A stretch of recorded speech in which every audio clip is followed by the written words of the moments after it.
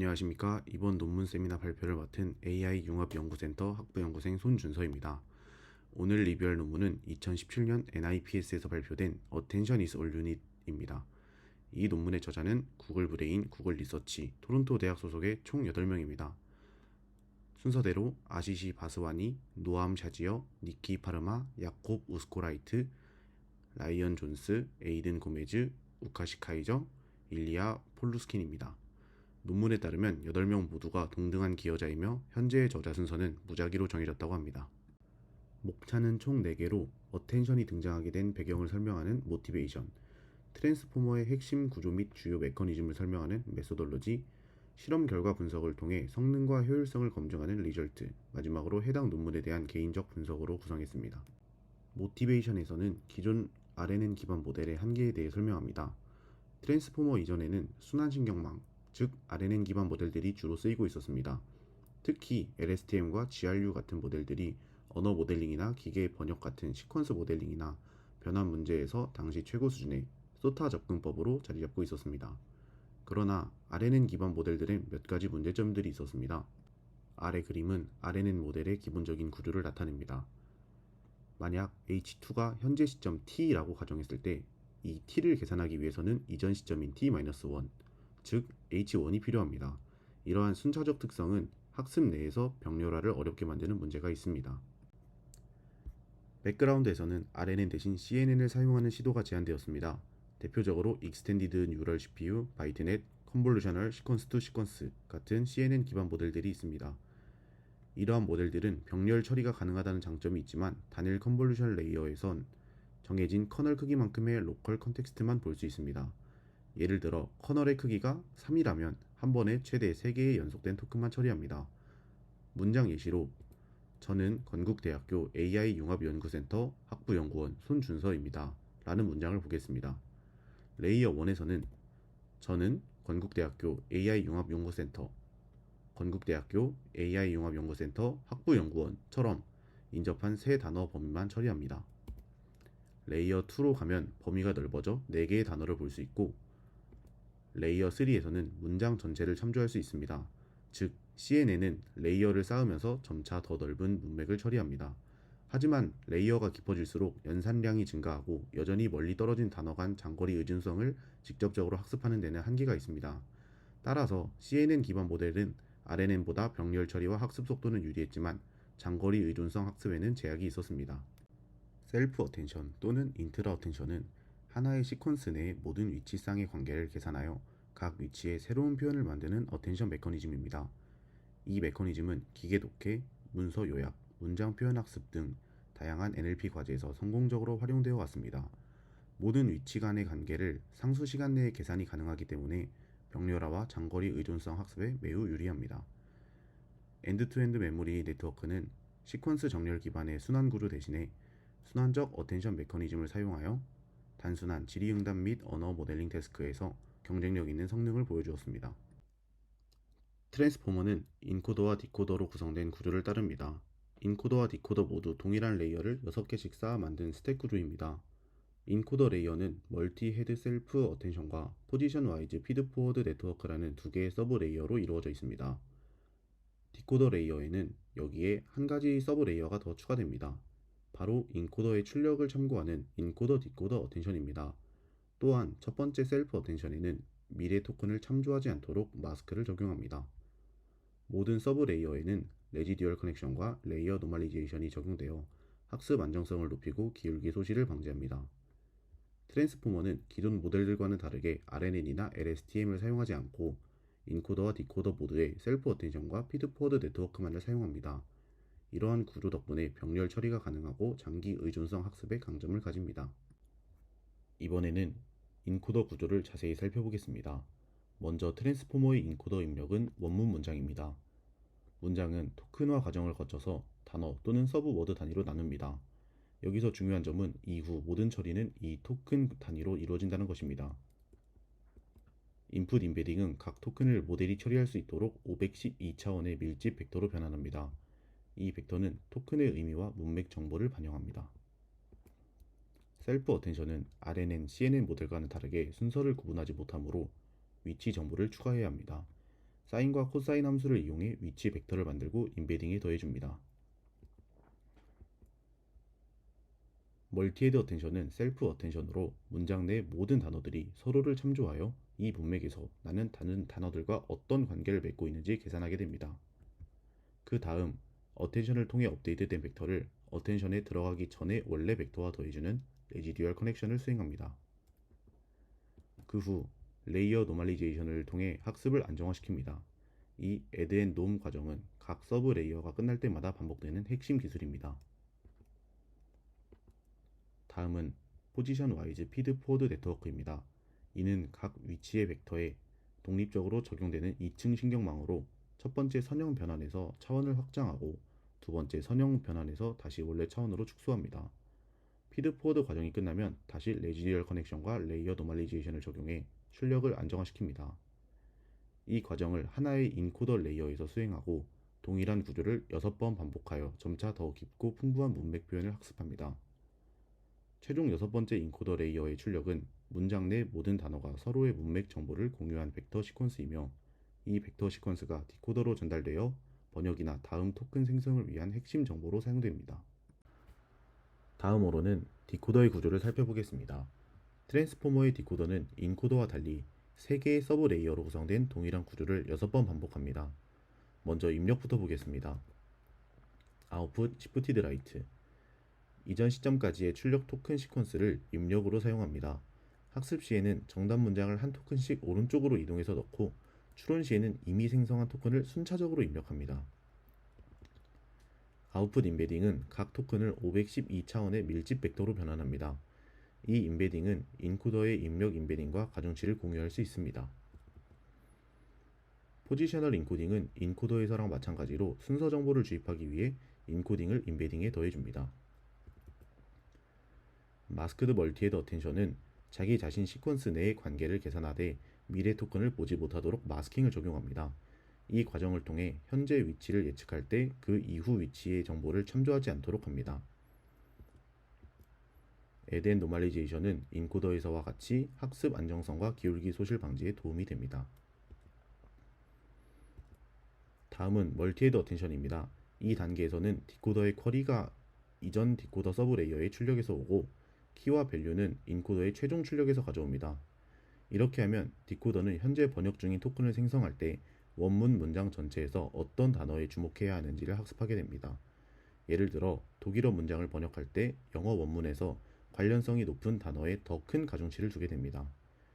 이 과정을 크로스 어텐션 또는 인코더 디코더 어텐션이라고 부르며 번역 품질을 크게 높이는 핵심 메커니즘입니다. 그 다음 다시 add and normalization을 적용해 출력을 안정화시킵니다.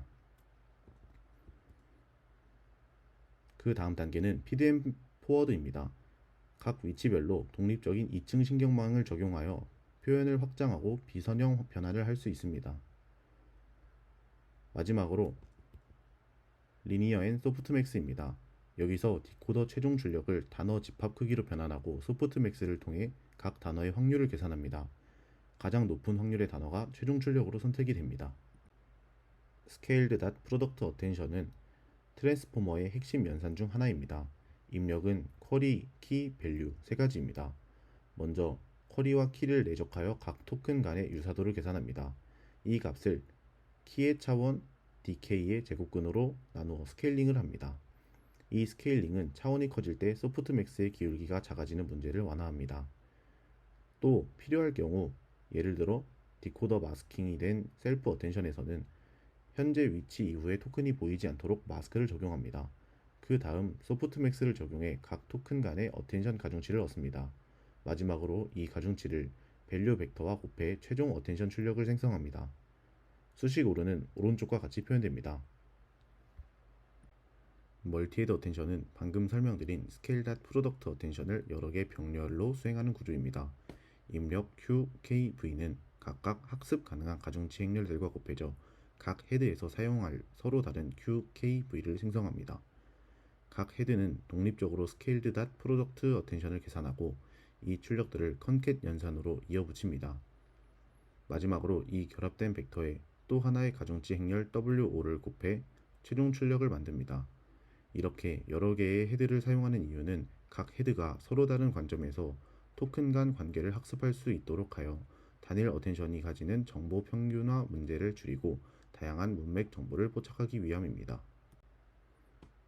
다음은 포지션 와이즈 피드 포워드 네트워크입니다. 이 네트워크는 각 위치의 벡터에 독립적으로 적용되는 2층 완전 연결 신경망입니다.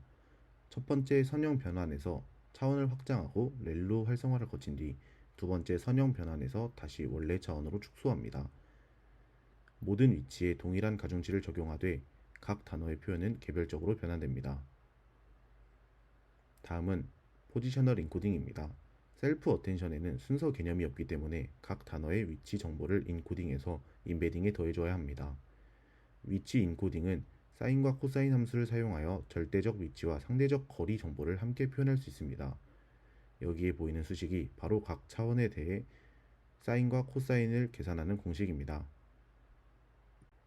이번엔 왜 셀프 어텐션을 사용해야 하는지에 대해서 알아볼 겁니다. 테이블 1. 이 표는 셀프 어텐션, RNN, CNN의 연산 복잡도와 순차 처리 필요성, 그리고 최대 경로 길이를 비교한 것입니다. 먼저 RNN은 연산 복잡도가 5의 n 곱하기 d의 2승이고 순차 연산이 필수적입니다. 이러한 구조로 인해 병렬화가 어렵고 모든 토큰이 서로 정보를 주고받기까지 최대 경로 길이가 5의 n이어서 장거리 의존성을 학습하기 어렵습니다. CNN은 한 번에 볼 수 있는 문맥이 커널의 크기 K로 제한됩니다. 여러 층을 쌓으면 장거리 문맥을 볼 수 있지만 경로 길이가 5의 로그 K의 n으로 RNN보다는 짧지만 여전히 여러 단계를 거쳐야 하는 문제가 있습니다. 반면 셀프 어텐션은 모든 토큰상 관계를 한 번에 계산할 수 있어서 최대 경로 길이가 5의 1입니다. 즉, 한 레이어 안에서 모든 단어가 서로 직접적으로 연결이 됩니다. 또한 순차 연산 없이 완전 병렬 처리가 가능해 GPU를 활용한 학습 속도가 매우 빠르다는 장점이 있습니다. 이러한 이유로 셀프 어텐션은 병렬 처리 효율, 장기 의존성 학습, 해석 가능성, 연산 효율성 측면에서 뛰어난 선택이 됩니다. 테이블 2는 트랜스포머와 기존 대표 모델들의 번역 성능과 학습 비용을 비교한 것입니다. 먼저 영어, 독일어 번역 성능을 보겠습니다. 기존 최고 성능을 달성한 컨볼루셔널 시퀀스 투 시퀀스 앙상블의 블루가 26.36이었습니다. 트랜스포머 베이스 모델은 단일 모델로도 27.3을 기록하며 이를 넘어섰습니다. 트랜스포머 빅 모델은 28.4로 기존 소타보다 2점 이상 높은 블루 점수를 달성했습니다. 영어 프랑스어에서도 비슷한 경향을 보입니다. 기존 최고 성능이었던 컨볼루셔널 시퀀스 투 시퀀스 앙상블의 41.29라는 점수를 트랜스포머 빅 모델은 41.0으로 거의 동일한 성능을 단일 모델로 구현했습니다. 이제 학습 비용을 보겠습니다. 영어 독일어 기준 GNMT 플러스 RL 앙상블은 1.8 곱하기 10의 20승의 플롭스가 필요하지만 트랜스포머 빅 모델은 2.3 곱하기 10의 19승 플롭스로 약 8배 효율적입니다. 베이스 모델은 더욱 효율적이며 3.3 곱하기 10의 18승 플롭스로 뛰어난 성능과 최소 연산량을 동시에 달성했습니다. 즉, 트랜스포머는 기존 모델 대비 성능을 크게 끌어올리면서도 학습 비용을 크게 절감한 모델입니다. 테이블 3는 트랜스포머 구조의 주요 하이퍼 파라미터를 변경했을 때 성능이 어떻게 변하는지를 보여줍니다. 모든 실험은 영어, 독일어 개발셀에서 진행되었습니다. 먼저 A블록은 어텐션 헤드의 수를 조정한 결과입니다. 헤드 수를 8에서 1로 줄이면 블루가 25.8에서 24.9로 약 0.9 하락했습니다. 반대로 헤드 수를 과도하게 늘려도 성능 향상은 크지 않았습니다. 이는 헤드가 너무 적으면 정보 다양성이 부족하고 반대로 너무 많다면 계산 자원만 낭비된다는 것을 보여줍니다. B블록에서는 어텐션 키 디멘션을 줄였을 때 품질이 떨어지는 것을 확인할 수 있습니다. 이는 쿼리와 키 간 호환성을 판단하는 데 충분한 표현력이 필요하다는 점을 보여줍니다. C와 D 블록은 모델 크기와 드랍아웃 비율을 조정한 결과입니다. 모델의 크기를 키우면 성능이 향상되지만 과적합 방지를 위해서 드랍아웃이 매우 중요하다는 것을 볼 수 있습니다. 마지막 이 실험은 위치 인코딩 방식을 바꾼 것입니다. 기존 사인 코사인 기반 포지셔널 인코딩을 학습 가능한 임베딩으로 대체했을 때 성능 차이는 거의 없었습니다. 이 실험들을 통해 헤드 수와 키 디멘션은 적절히 설정해야 되고 드랍아웃은 성능 유지에 필수적이며 포지셔널 인코딩 방식은 유연하게 선택할 수 있다는 결론을 얻을 수 있습니다. 마지막으로 개인적 고찰입니다. 제가 생각한 강점은 RNN, LSTM 없이 순수 셀프 어텐션을 이용하여 시퀀스 모델링을 성공하였고 병렬 처리로 학습 속도와 효율성을 극대화하여 연산량을 절감시킨 점입니다. 마지막으로 포지셔널 인코딩, 멀티헤드 어텐션과 같은 새로운 아이디어를 검증하였습니다. 다음은 제가 생각한 약점입니다. 셀프 어텐션의 시간 복잡도가 5의 n제곱인 걸 생각했을 때 문장이 아주 짧을 경우에는 RNN이나 CNN이 더 빠를 경우가 있다고 생각합니다. 이상으로 발표를 마치겠습니다. 감사합니다.